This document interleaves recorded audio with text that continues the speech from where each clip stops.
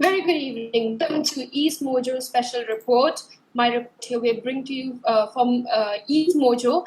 Today, your host, it's me, Princess Rashir, correspondent from Meghalaya. Unfortunately, we don't have Simran today since she's on a leave. So I'll be here. We'll be hosting this show for you. And we have our reporters from Northeast. We have Chandan from Tripura.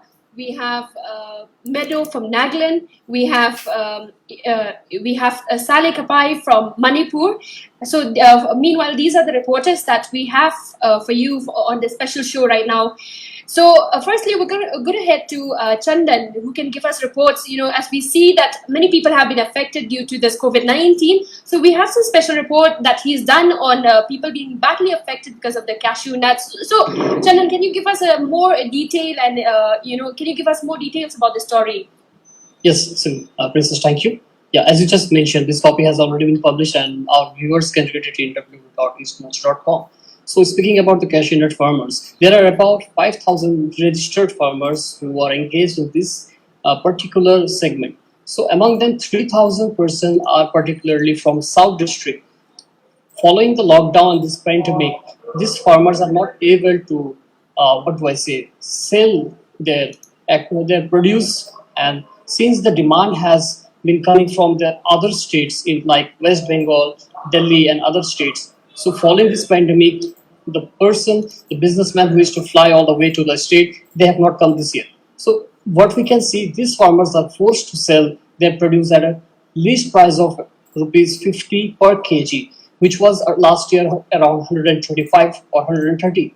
So we have done a detailed report also speaking about that. Earlier we have done a story on the pineapple farmers. We have done a story on apple farmers, which is also available in this website, and the copy, we have embedded that copy with this. So talking about the farmers, they are the worst affected during this total lockdown, which has continued for the fifth phase. So this is something coming out of this produce segment. Speaking about COVID-19, so far our state has registered 1,089 cases, and there is also good news that around 433 persons have been discharged after they recovered from this COVID-19 virus. So this gives us a conclusion that the number of people being tested positive in our state has increased initially when the people started coming back to our state from the other states of India and abroad, to speak about particularly like Bangladesh. So now with people coming in from the other states, the number was increased and it stood to over 1,000. But now since the people coming in from the other states has reduced, since the railway connection has been stopped following a landslide in connecting Assam with Tripura. So people are coming initially with flights, which is very least amount, like 400 people are coming in right now on a daily basis. So the number of people testing positive has increased, but the number of people being tested negative is also increasing. Last day alone, around 118 people tested negative and they were discharged from the COVID care center. The Chief Minister informed that. And also giving you one more update, the Chief Minister held a meeting with all the MLAs of our state, the ruling MLAs, particularly if I speak about the BTP and IPFD MLAs. He held a meeting. What was the meeting all about? We will be briefed shortly by the Law Minister and the Cabinet spokesperson. This is coming in from Tripura. Princess. Yes, Chandan, can you just give me a bit more detail about this? Farmers being badly affected due to the sale of cashew nut not taking place. So is the government giving any compensation? Are they being compensated for their loss? Can you give me more details about that? Right. I've spoken with the local MLA who belongs to the opposition party now, CPI, and Shubham Das. He said that last year, 2 years back, when they had the government in power, the price was about 125 or 130, which was fixed by the government, which was MSP. So now, with the change in the government, the local area coming under a left-front MLA, the legislature and the people in that area, they feel that they are being deprived from their rights since they have voted for somebody else who is not in the government. So we also spoke with the West Constituency MP, Pratima Bhomik. She said that the issue was brought in concern with the government. They have discussed this and they do feel that there is a requirement to set up a processing unit in that particular district so that the farmer can sell their produce within the state. So this has been discussed by the government, and probably as per the MP has said, she has taken up the matter to the ministry as well, and shortly this farmer will be benefited. Princess. Thank you so much, Chandan, for joining us. So now, with these updates that we've seen Tripura, Chandan giving us good updates from Tripura. Not only, he's been updating about this other specific story that has really caught several people's attention is about how a farmer has started growing dragon fruit, which has really, garnered a lot of attention on the internet. And viewers who are joining in right now, you can go to EastMojo.com and you can check the story on how a farmer has gone ahead and started, farming on dragon fruit, which he had instead learned it from the internet, from YouTube itself.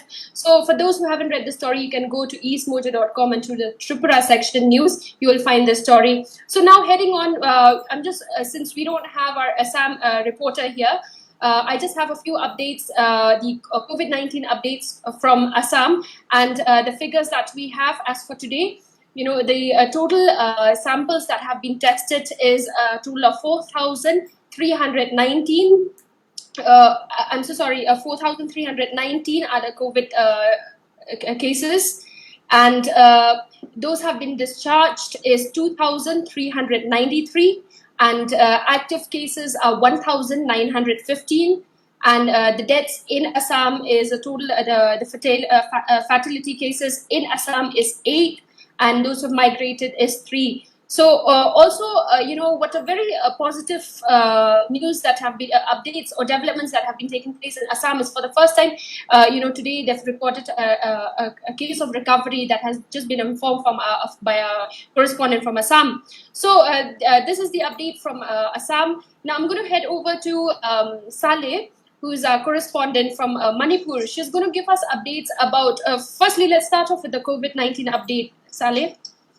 Yes, Princess, thank you so much. Yeah, we haven't received the latest update for today because normally the statement comes after 7 p.m. from the health department. But yesterday's update, the latest development for COVID was 32% were tested positive last night. So that makes us into, and the total is now 490. The total confirmed cases for COVID positive in our state. But at the same time, we do have good news when it comes to COVID-19. In total, 60% were recovered. That is like the highest number of recovered in a single day. So that is, earlier there were only 91 people who had recovered. So now, including this 60%, we now have 151 recovered patients from the hospitals, and that makes 151 as an active. The present active cases is 151 cases right now. And talking about this COVID update, up till yesterday, 26,458 people have tested for the COVID-19.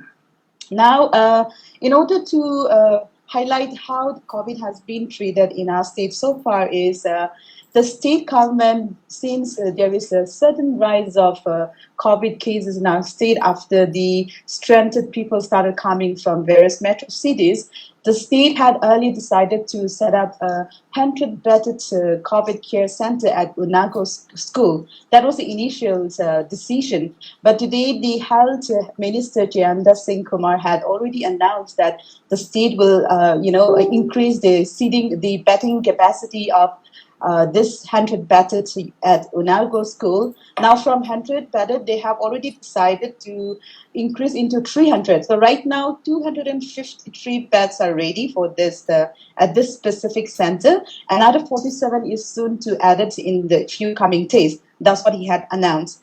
Now, when we talk about how many patients have been treated in various hospitals, we have two dedicated COVID-19 hospitals. One is RIMS and the other one is Cheney's. But since we have a lot of rapid rise in these cases, just recently the Chief Minister had announced that RIMS hospital would not be admitting new cases. So those new cases, whoever had tested positive would now be adjusted with Cheney's, the present dedicated hospital.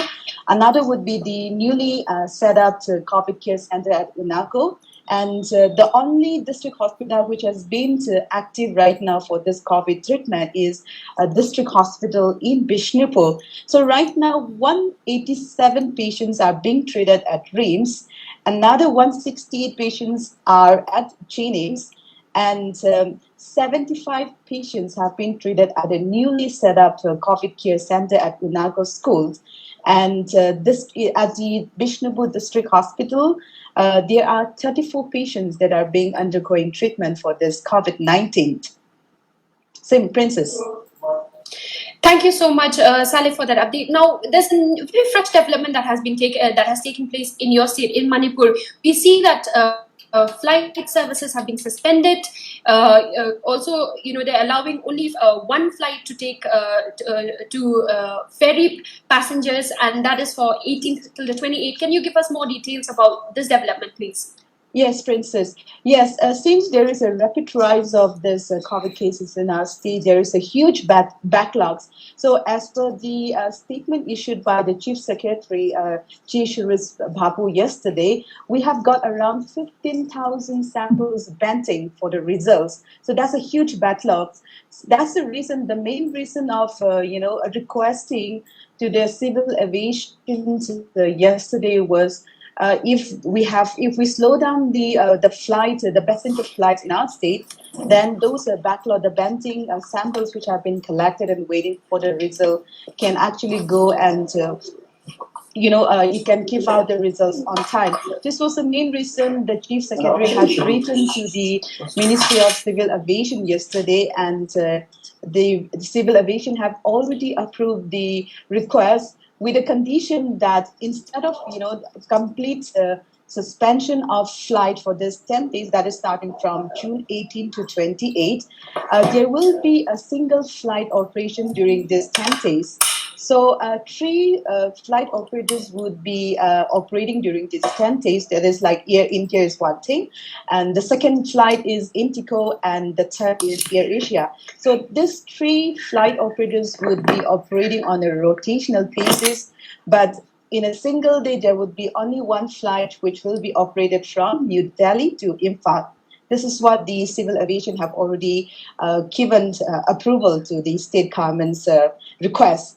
Now, if we are talking about this, the flight, because since the flight service resumed from May 25th onwards, the initial days there were like around 3 flights per day which were allowed to land at the Imphal airport. But according to the Imphal airport officials, when I had a word with them today, for the last 10 days there has been the increase of flights coming in to Manipur. So from 3 flights to 5 flights, they have already increased, which means at least in an average, there are at least 600 to 700 flight passengers have been arrived in our state. So there is definitely a huge inflow of flight passengers coming in the state. That's the reason there is a huge backlog, which is like 15,000 samples which are still lying pending for the results. At the same time, the institutional quarantine as well as the community quarantine has been completely,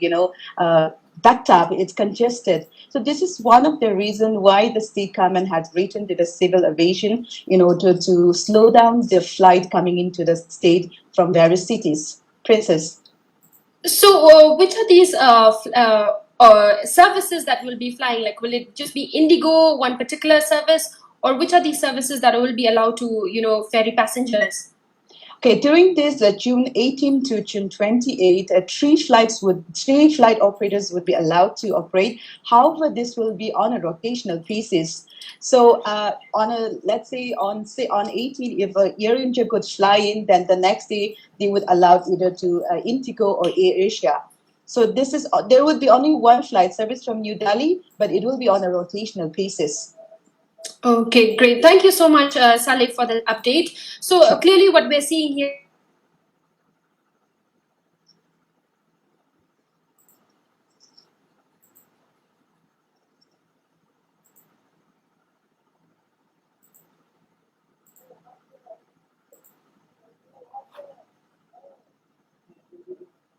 thousand samples yet to be tested. That's quite alarming, we can say, because that has just left and trying to stop flight services at this moment, trying to get the testing taken care so that things can move smoothly. So we're going to wait for more updates and see what if this suspension of flight right now will it help to complete the samples that needs to be tested. That's a total of 15,000. So we've got to wait and watch. Now we're going to head on to the updates from Meadow. I'm so sorry. Yeah, so Meadow, we're coming to you right now, and can you tell us? I see that you have a very good update here, like which we are worrying at this point in time about reverse migration, where people right now who have been worstly affected are those like for people from the farming section. Now, what we're worried is about job opportunities. Now, here we're seeing reverse migration, people migrating back to their states. So, Meadow, if you're there, if you can hear us, can you give us more details about the story that you've reported on EastMojo? Yes, thank you, Princess. You rightly pointed out, I've written a report on our portal at eastmojo.com, and this is in regard to the press conference we held with the Chief Minister, where he has addressed the issue of reverse migration. Now, we're all aware that with this pandemic, more and more people are returning back to their respective states. Likewise, here in the state of Nagaland, over 13,000 of them have returned back to the state. Also, the Chief Minister has informed that 4,612 of them, 12 migrant laborers who were here in Nagaland, have gone back to their own respective states. So in their place now, we have our own returnees coming back home to our state. And in this regard, the state government is not sitting quiet. It is making plans to address the issue of reverse migration here in the state, mainly because our state is a consumer economy and is not a producing economy. The Chief Minister has termed it as a salaried economy, where most of the people are reliant on government jobs and are reliant on the government. And there are very less scopes for private sectors. There are very few, and the few that are registered are also not, I'd say there are just a few number of entrepreneurs that are registered. And they function here. So likewise, the majority of the people are dependent on the state government. And this is the reason why the state government is working on plans to train, to motivate those people who have returned back to the state. We were also informed that now that most returnees are back and then they are in the quarantine centers, the government is also making plans to motivate and train them. They even providing counselings at the quarantine centers. And besides that, it is not only about these people who have come back to the state. The state government also, established a special cell. It will be a committee that will include the labor department, where they are going. It's headed by the Chief Minister and co-chaired by the Deputy Chief Minister. So this cell is going to work on policies on how to address these issues. And a very brief and hint that was given to us is that. For returnees who are back to the state, they will be, asked to submit their profiles, their skill sets, the kind of job that they were doing, and prior to coming back to the state. So these are some information that the state government will be collecting, and they will be working on the modalities accordingly. Also, as I was saying, we have many people coming back. After the situation also normalizes, there are chances that a lot of people will also go back to the cities for employment opportunities. And in this regard, the state government has said that now, if there are people who have to go back to the cities, they will have to get themselves registered in the labor department. And it is not only the labor department. The Chief Minister said that they will have to get the blessings of the village council, which means maybe some kind of authorization from the village council. And after that, they will have to get a certificate from the local administration, following which they will be registering themselves under the labor department. He has said that in this regard, while a lot of people go out for employment opportunities, there are also instances where people are engaged in, I quote, bad elements. So this is why the Chief Minister has said that, to monitor people who are living in the cities, such policies will be brought in place. So this is in regard to the reverse migration and how the state government is planning to address this issue, Princess. Absolutely, such a very very disturbing thing here. We're looking at this reverse migration totally has affect any who are left jobless, cannot pay their rent, they're made to migrate back to their own states. And even in the south, also those who are not basically from Nagaland or from Manipur or from Meghalaya, they're made to go back to their states. And with that, so you see, and the same way in other states, what has been reported that if they're losing jobs, they're either trying to take up some new business, either like what we've seen here is that people who don't sell vegetables also are now starting to sell vegetables, always trying to find a way out, how to go about and try to make a living. So apart from this, Meadow, can you all give us about the COVID-19 updates in the state of Nagaland? Yes, Simran, thank you. So, if any fresh figures that you have. Yes. So this morning, 2 fresh cases were reported in the state, and it has taken the state's total to 179 number of positive cases. But the good news here is that, Princess, today is the third consecutive day where the number of recovered cases has surpassed the number of active cases. This is because we have a 56% of recovered cases. Just this evening, the health minister also announced that 11 persons have recovered, and in total, we have 100 persons who have recovered from COVID-19, and that leaves us with 79 active cases here in the state. And like I was saying, it's the third consecutive day where the number of recovered cases has surpassed the number of active cases. I believe this is good news and good sign for all of us. Princess. Okay, quite a very positive news indeed. Recovery cases also happening in Nagaland. Now, meanwhile, I'll just give the positive news here in Meghalaya also. We've seen that recovery cases have surpassed the active cases in the state of Meghalaya. Now, what we have, I'll just read out the fresh updates that we have for Meghalaya that we've received today. The total active cases that we have right now, it's 15. And recovered cases are 28. So total, if you remember, the cases that have been reported in the state of Meghalaya was 44. So right now, which brings down a huge drop in the active cases. And apart from this, what a very fresh update that we've received just a few hours ago.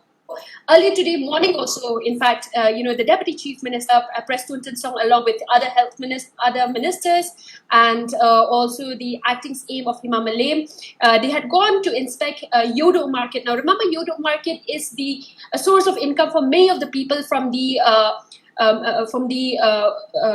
people below the poverty line also who goes there, and also there are like vendors who sells. So this is one of the oldest markets that we have in Meghalaya. So this has been closed and it's been on a standstill for over 2 months now. So there have been a lot of pressure to the government to reopen this market here in Meghalaya. So what the government has decided to do is to go for a spot inspection. So during the spot inspection, they've also taken inputs from these people in charge of this Yodo market. What are the protocols that can be worked out? So their request was that to open the market at least 30% of the market. So likewise, the same requests or same suggestions that were made by these respective departments, the government had taken up and has decided to allow the reopening of Yodo market from 22nd of June, and that will only be a 30 to 33%, which means that 1,220 shops in Yodo will be allowed to open. Now, these shops will be open on a rotational basis, like how it's working right now in Meghalaya and Kandailat, which is also known as Police Bazaar.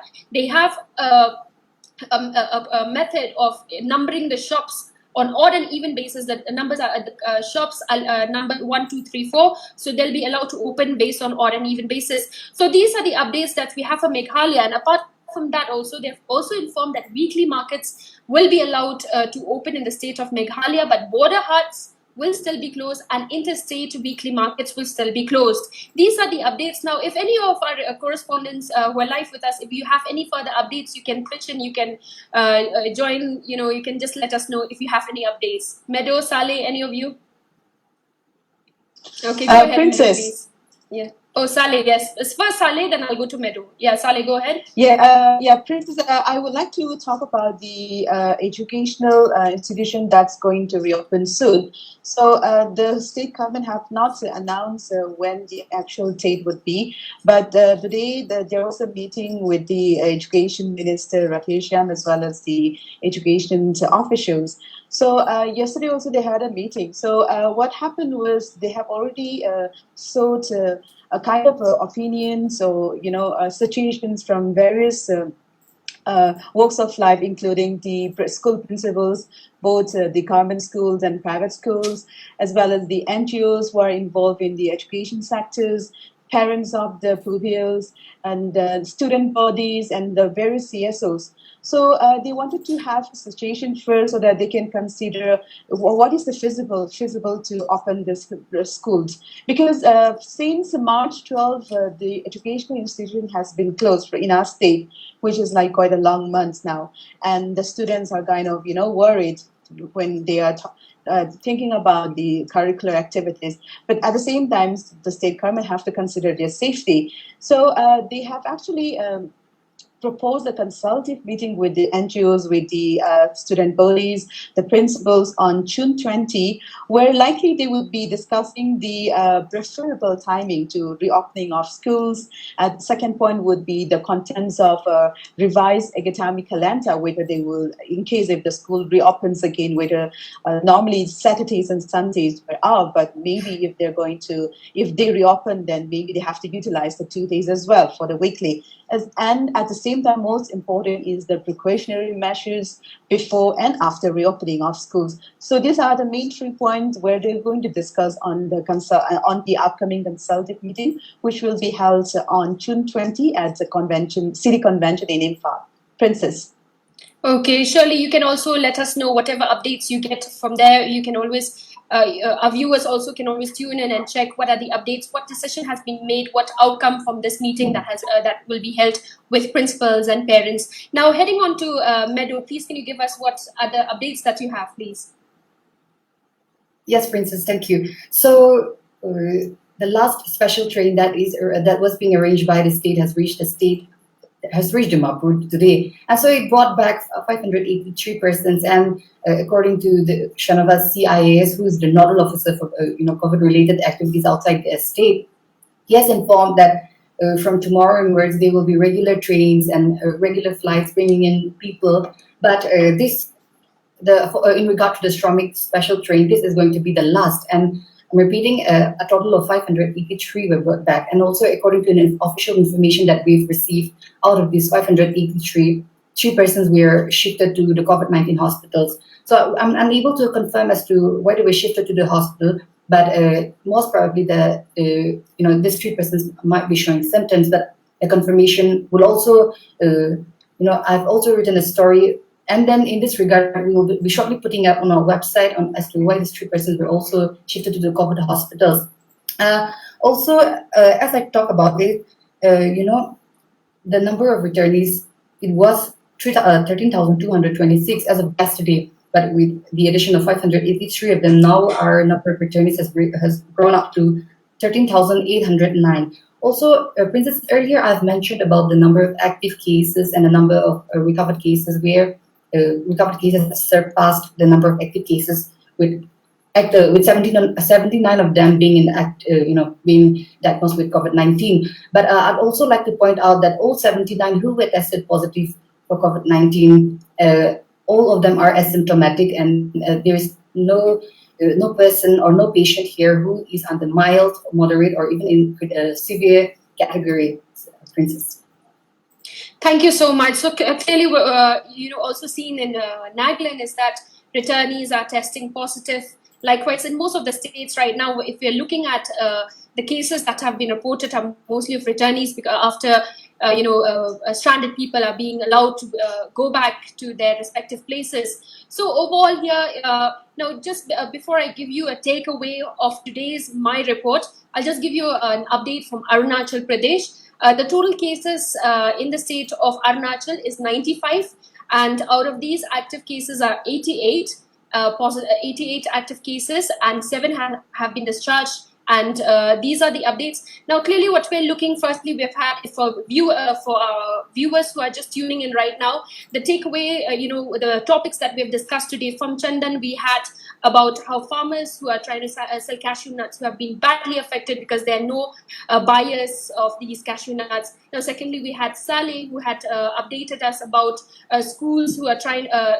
There's going to be a meeting with the schools, with the principals and the parents to see how schools, if it can be reopened. And you can always check on eastmojo.com for further update on these.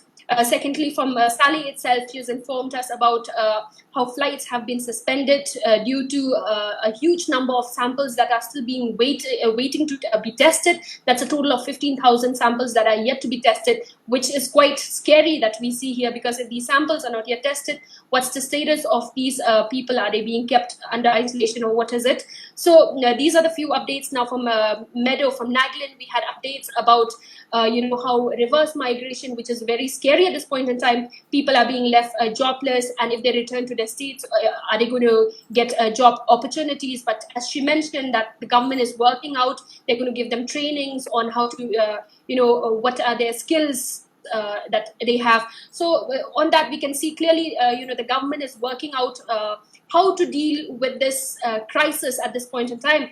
Now, clearly, and likewise in Meghalaya also, we've seen earlier the government has also reached out to people who have returned back to the state. If in what sector are they good at, to maybe job can be or job opportunities can be given to them. So these are the updates that we bring to you. So for all our viewers, once again, thank you for joining in, for tuning in and watching EastMojo, my report.